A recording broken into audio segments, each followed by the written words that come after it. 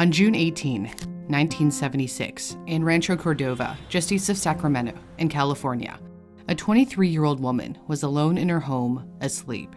She shared the house with her father, who was away.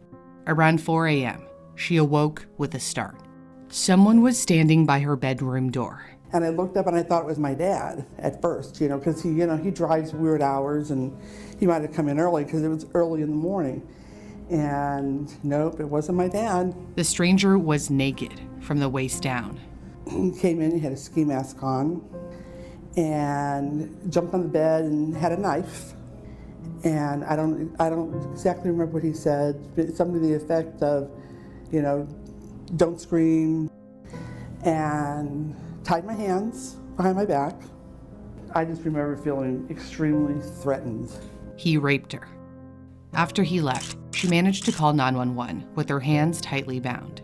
Joseph James D'Angelo started by targeting women who were home alone. Later, he tortured them even if their partners were home, putting dishes on the backs of men while he assaulted their girlfriends and wives, telling them if any dishes broke, he'd kill them both. From 1976 to 1986, he burglarized more than 120 homes, raped more than 50 women, and murdered 12 people in the state of California. A crime writer dubbed him the Golden State Killer.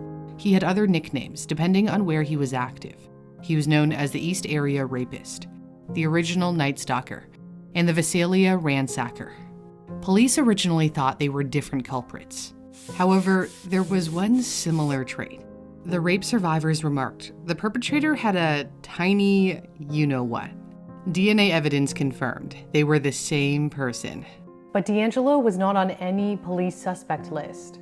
He hid in plain sight, living in the same community he terrorized, taking the innocents out of America. The 1970s was a time when no one locked their doors during the day, and parents let their children play outside. That changed when D'Angelo started terrorizing California. He carefully studied his targets beforehand, traits he may have picked up as a police officer. He was a cop when he first turned to crime, which likely helped him avoid suspicion. He knew enough to wear gloves. He was careful. But what he could not have anticipated was the advent of DNA. The answer was and always was going to be in the DNA. When he first started breaking into homes in the 70s by prying open a door or a window, detectives didn't know anything about DNA. That would change in 1984, when British geneticist Sir Alec Jeffreys had a eureka moment. He realized you could identify an individual by looking at unique patterns in their DNA through a method called DNA fingerprinting. This was groundbreaking, considering the DNA of any two people is 99.9% identical.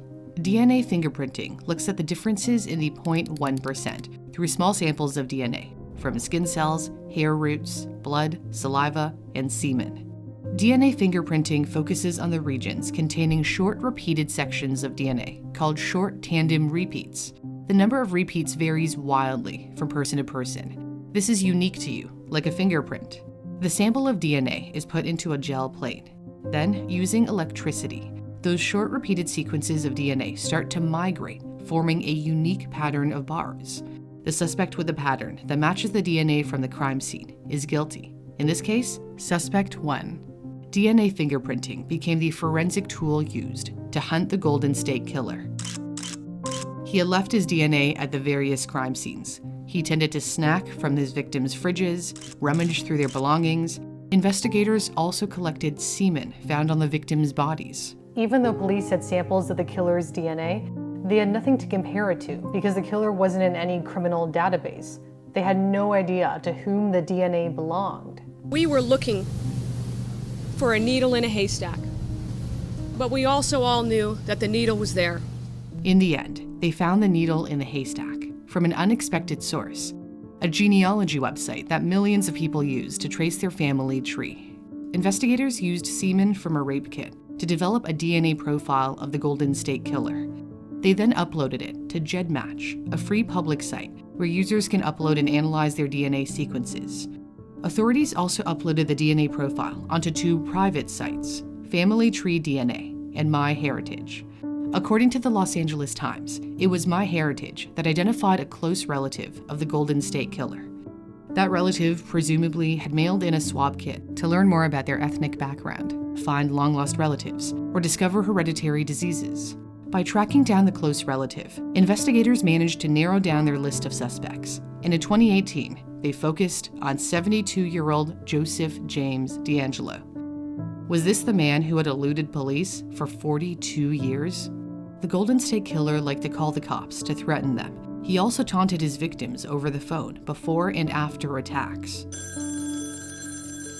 The FBI released this creepy 1977 call from D'Angelo to one of his victims who survived his attack. Hello? Hello?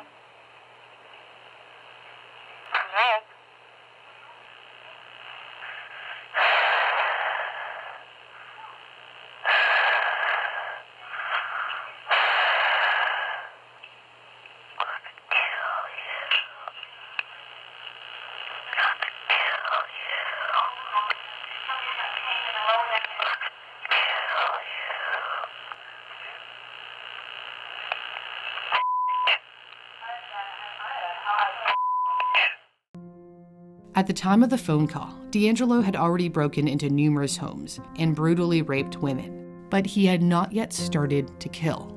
That would change on February 2nd, 1978. Brian and Katie Maggiore were out walking their dog at night near their home in the Sacramento area. For some reason, they ended up in a backyard where they were confronted by a man wearing a ski mask. The couple may have interrupted one of his crimes in progress. Brian was shot. Katie ran away, screaming for help, but D'Angelo caught up with her and killed her, too. Katie was 20 years old. Brian, who was an Air Force sergeant, was 21. The level of violence intensified in the following years. On July 27, 1981, Sherry Domingo and Greg Sanchez were murdered in a home near Santa Barbara. He shot Greg, but he didn't die. He then beat Greg to death before raping Sherry and beating her to death. Then, his attacks suddenly came to a halt. No one knows why, but it did coincide with the birth of his first daughter that same year. 5 years later, it started again. On May 4, 1986, 18-year-old Janelle Cruz was home alone. Her mom and stepdad were away on vacation. A friend had come over that night. They thought they heard a noise in the garage, but didn't think anything of it. Her friend left soon after. Janelle's body was found the next day. She had been raped and beaten to death. She was the Golden State Killer's final victim. Although forensics managed to collect the killer's DNA, this was still the early days of DNA testing, so testing capacity was limited, and the sample remained in storage for years. It wasn't until 2001 that DNA tests finally linked all the crime scenes to one person. When authorities zeroed in on D'Angelo, thanks to the Ancestry website, they went to work gathering his DNA to see if it was indeed a match for the Golden State Killer. They collected DNA from the handle of his car door while he shopped, and some from a discarded tissue in his trash. And bingo, his DNA was a match for the Golden State Killer. After all this time, D'Angelo lived free in a nice Sacramento suburb. He went on to become a father and a grandfather. When police arrested him, he had recently retired from a career as a truck mechanic.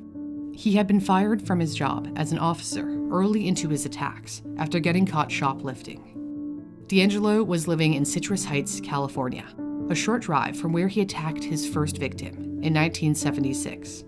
For 42 years, she had longed for the day he'd be caught. But I know it's not good to hold hate in your heart and all that, and I don't think I do. I'm just a lot more careful. I don't want him to be dead because I think that would have been the easy way out for him. And I don't want that. I'd rather, him be tried and convicted and spend the rest of his life in prison. D'Angelo was charged with 12 counts of first-degree murder. Prosecutors then added a 13th murder charge for the killing of a college professor who was shot while trying to stop the kidnapping of his teenage daughter in 1975. D'Angelo pled guilty to all charges. Before sentencing, he rose from his wheelchair, took off his mask, and said to the courtroom filled with survivors and the family members of victims, "I listened to all your statements, each one of them, and I'm truly sorry for everyone I've hurt."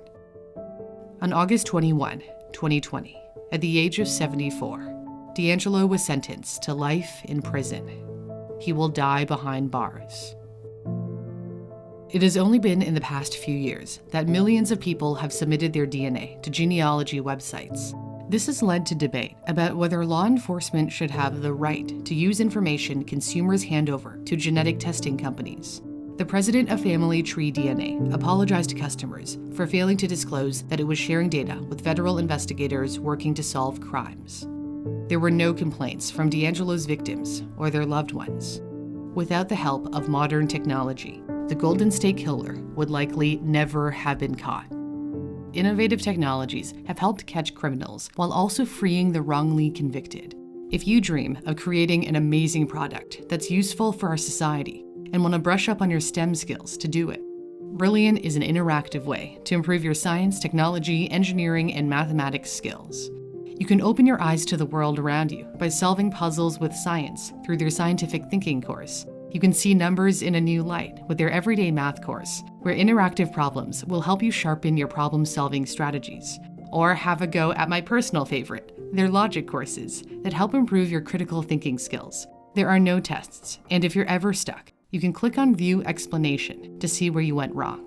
Brilliant is for people of all ages and all skill levels, and you can try it out for free by going to the custom link in my description and pinned comment, brilliant.org/newsthink.